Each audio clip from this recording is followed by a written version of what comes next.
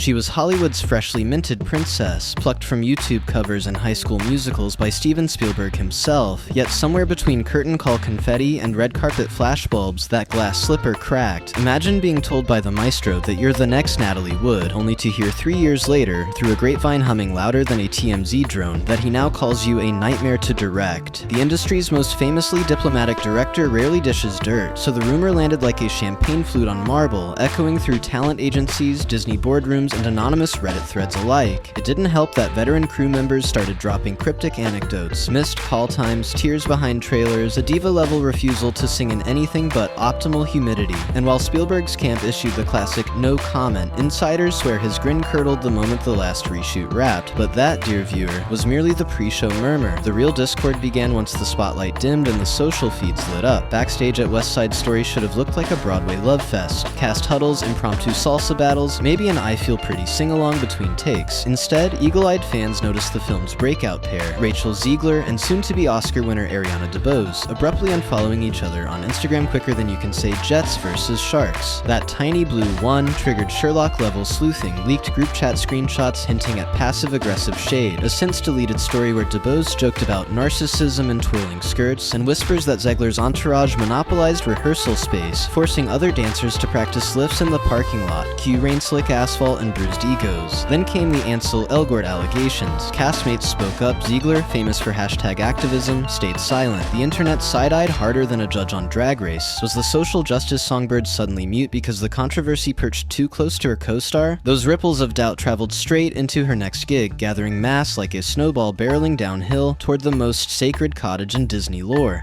Enter the press tour for Snow White, where Rachel gleefully swung a wrecking ball at a 68-year-old fairy tale. On podcast couches and TikTok snippets, she declared the original weird, said the prince was basically a stalker, and proclaimed her rebooted heroine wouldn't dream about true love. She's dreaming about leadership. Noble message? Maybe. But to lifelong Disney adults clutching vintage VHS tapes, it sounded like someone spitting in the wishing well. Hashtags number not my Snow White and number keep your poison apple trended before a single frame of CGI woodland critters hit the screen. And just when publicists thought they'd patch the hull, a reporter asked if the Seven Dwarfs would return. Zegler laughed, on camera, then tossed out, "They're more like seven magical beings now." Within hours, dwarfism advocacy groups accused Disney of erasure, while traditionalists accused the studio of pandering. Our lead? She doubled down with a shrug and a quip about evolving narratives. The kettle was whistling, but the lid hadn't blown, yet. Politics soon cranked the heat to max. In the middle of Disney's billion-dollar marketing sprint, Zegler reposted a bold Free Palestine graphic and fired off a late-night anti-Trump tweet promising America would never know peace until the orange era ends. Free speech, sure, but shareholders clutching quarterly reports don't love unexpected geopolitical thunderbolts. Disney quietly boosted security for preview events, merchandise partners tapped the brakes, and executives allegedly debated whether to pull her from a planned Disney cruise photo op in Miami. Meanwhile, the online discourse metastasized. Some hailed her as fearless, others as insufferably smug, and in between those warring factions sat parents simply deciding where to spend Friday night popcorn money, a choice that would soon shout louder than any tweet.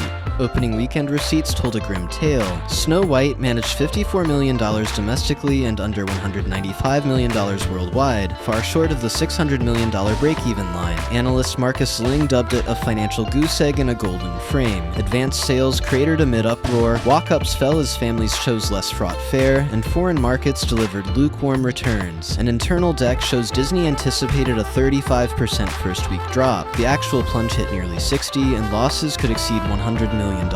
Investors grilled executives about controllable factors. Chairman Bob Iger promised bold storytelling, a remark that failed to calm Wall Street. Observers called it tense. Seeking momentum, Zegler headlines a Broadway Evita revival, yet early grosses sit at 36% capacity, far below the 75% break-even mark. Brokers cite premium pricing and lingering rancor. Producer Hal Peterson blames early marketing cycles, but contingency discounts loom if sales don't crest 50%. Investors worry political overtones may clash with Zegler's activism, reviewing exit clauses for material audience hostility. Stagehands recount rehearsals tweaking staging to favor her pop vocals. A stumble could cement consecutive underperformances and complicate 2026 to 27 tentpoles, while nearby restaurants' staff cuts amid half-empty houses showing economic spillovers. The box office slump rippled through Disney's consumer products empire. Snow White dress pre-orders fell 40% versus Beauty and the Beast, forcing manufacturers to slash runs pre-Halloween. At licensing expo, partners sought to renegotiate guarantees, citing brand turbulence. Plushmaker Fun Friends faces sunk tooling costs after calling new designs commercially confusing. Disney streamers yanked a featurette on dwarf replacements to stem dislikes. Media Omni pegs merchandising losses at $75 million, dwarfing ticket shortfalls, and brand expert Alicia Kim warns negativity can hollow out income for years. Recovery plans remain elusive. Insiders whisper of a course correction task force tonight live. Release weekend arrived like a poisoned apple wrapped in a velvet bow. Production costs flirted with $270 million. Marketing tacked on another mountain of cash, yet global receipts barely grazed $185 million before plummeting 66% in week 2. Analysts called it the fairest flop of them all. Toy aisles stocked with sparkly red bow headbands gathered dust. Halloween costume pre-orders tanked. Even Disneyland photo ops saw shorter lines than the teacup ride during a heat wave. Critics didn't blame the VFX, though those talking deer looked suspiciously like up-resed PlayStation mascots. They blamed the face on the poster. Anecdotes emerged of families exiting preview screenings muttering, "She trashed the prince and the dwarfs. Why'd we pay $14? Hollywood forgives costly failures sometimes, but rarely failures drenched in this much negative buzz.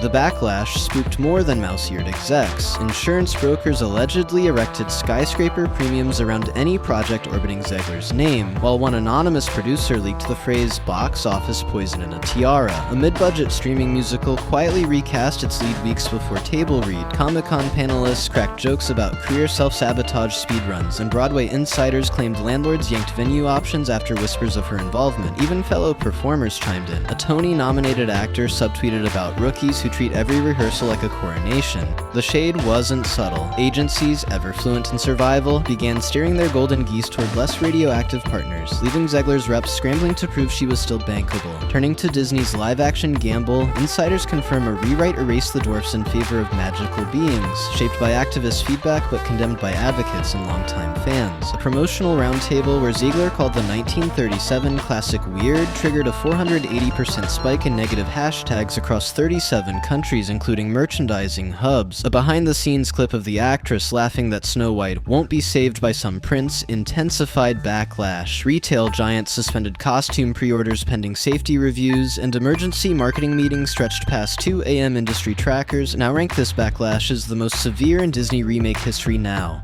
Zegler's pre-dawn Free Palestine tweet blurred Hollywood glamour with geopolitical tension, drawing tens of thousands of replies. Supportive and threatening, Disney security added plainclothes officers and extra screening at events, while shares dipped 1.7% on headline risk. Consultant Denise Liu says studios now assign risk scores to social media savvy talent like actuarial science for publicity. Disney's statement defending expression and rejecting harassment pleased neither camp. Negative hashtags persisted, 2 child product brands paused promotion, and the single 3:12 a.m. post forced security redeployments, stock slides, and marketing retreats before executives brewed coffee big. Yet, here's where the narrative tilts. Hollywood loves a comeback almost as much as it loves a downfall. Streaming platforms lurk in the wings, hungry for buzzy names and controversy clicks. Whispers swirl of an edgy indie drama set in post-Hurricane Puerto Rico, where Zegler would ditch the princess gowns for mud-caked realism, a role that could flip perceptions faster than you can say Oscar bait. There's chatter too of a surprise West End debut in a Sondheim revival. Theater crowds adore redemption arcs, and 8 shows a week tends to humble even the haughtiest star. Friends hint she's hired a no-nonsense media coach nicknamed the Image Exorcist, tasked with scrubbing the condescension and reteaching the art of the gracious soundbite. Whether any of that sticks is the million-stream question, but one thing's certain. Our industry forgives when audiences forget, and audiences have goldfish memories if the next performance leaves their jaws on the floor. So, mirror, mirror, what happens now? Does Rachel Zegler retreat into prestige indies, rebuild her rep brick by painstaking brick, and someday stride back onto the blockbuster stage as a phoenix in 5-inch heels? Or has she etched her name into the encyclopaedia of cautionary tales? Nestled between Heigl, Katherine and Lohan, Lindsay, one misstep can be forgiven, a dozen can cement a legend of hubris, yet Hollywood's corridors are lined with framed posters of stars once considered done, who later snatched trophies with tear-streaked thank yous. For every Shia, there's a Robert Downey Jr. For every go woke, go broke headline, a second-act triumph waiting to roar. The next move is hers, and until she plays it, the question hangs like an apple on a trembling branch. Will the audience bite again, or has the fairest of them all already taken her final bow?